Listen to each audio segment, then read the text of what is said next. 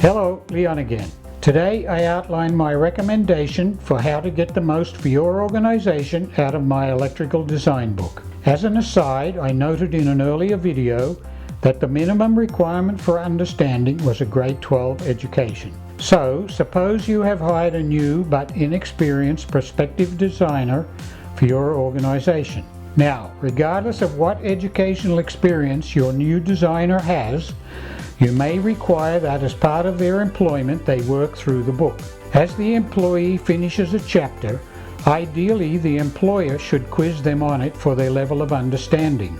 A senior designer or principal in the business should do such quizzing. The person chosen to quiz may be so busy that they don't have time to read the book, which is almost 450 pages long. In that case, they should get the audio book, listen to it, and scroll through a print book to look at the visual material. Appendix C in the book is for employers and should be read. Of course, an employee can read ahead in the book, but agreement on where they are in learning design will rest on the results of the chapter quizzes. They may need to repeat a chapter. If you have a better idea for use of the book, then go for it.